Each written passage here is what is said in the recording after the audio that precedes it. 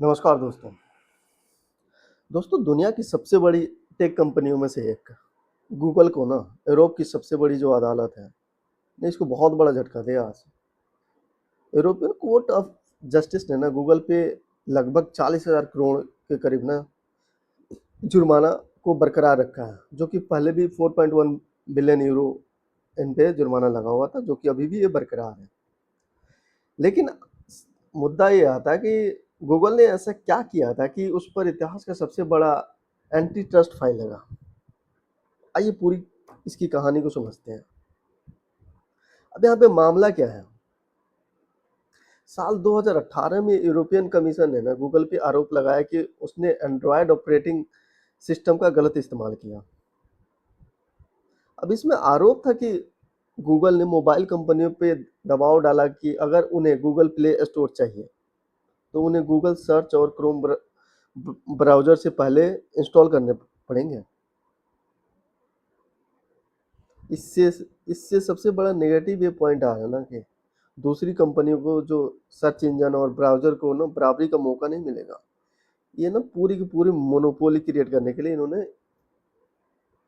ये अपना उपाय लगाया। बट यूरोपियन आयोग का कहना था कि यार ये तो एंटी कॉम्पिटिटिव प्रैक्टिस है, यानी निष्पक्ष प्रतिस्पर्धा के अगेंस्ट है। अब इसमें जो आता है, इसमें कोर्ट का जो फैसला आता है ना, गूगल ने इस फैसले के खिलाफ कई साल तक अदालत में अपील की। 2022 में यह जुर्माना 4.34 बिलियन यूरो से घट कर ने 4.1 बिलियन यूरो हो गया। लेकिन अब यूरोपियन कोर्ट ऑफ जस्टिस से जो यूरोप की सबसे बड़ी अदालत है, जैसे हमारे यहाँ सुप्रीम कोर्ट होता है, ने गूगल की अंतिम अपील को उन्होंने खारिज कर दिया। यानी अब यह जो पेनल्टी लगा है ना, जुर्माना लगा है ना, यह गूगल को देना पड़ेगा। अब हम बात करते हैं कि गूगल ने अपना क्या पक्ष रखा। हमने उनकी पक्ष फेवर तो सुन लिया, अब इसकी भी पक्ष को जानते हैं।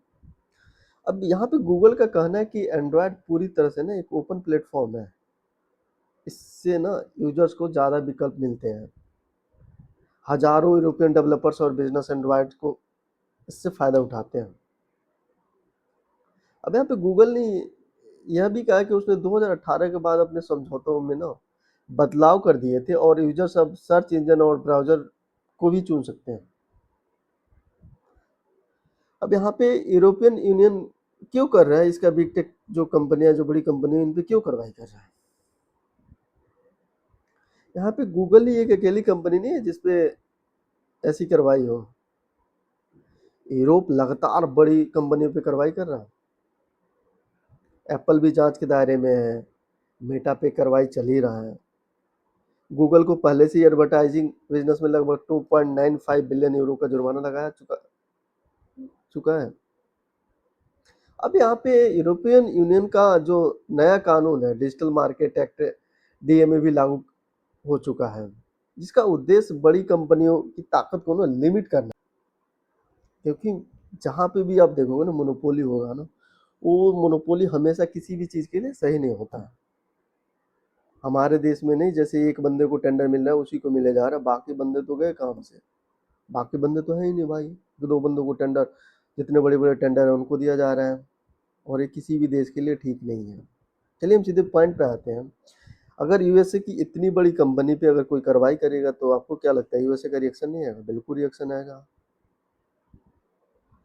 जो यूएसए का प्रेसिडेंट है डोनाल्ड ट्रंप, वैसे भी चुप रहने वालों में से कहाँ है बंदा।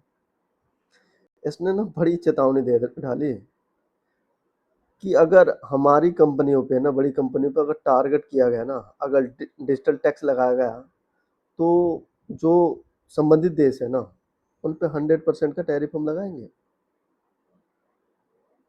यानी अब यह मामला ना गूगल तक सीमित नहीं है, बल्कि टेक्नोलॉजी, ट्रेड और ग्लोबल पॉलिटिक्स का हिस्सा बन चुका है। गूगल पे अब जो इसका निष्कर्ष निकल के आता है, जो इसका निष्कर्ष बेसिकली ये निकल के आता है कि गूगल पर लगा यह जुर्माना केवल पैसे का मामला नहीं है यार। इतनी बड़ी कंपनी, इतने बड़े देश की इतनी बड़ी कंपनी है, उसके लिए इतने पैसे कोई मायने नहीं करता है।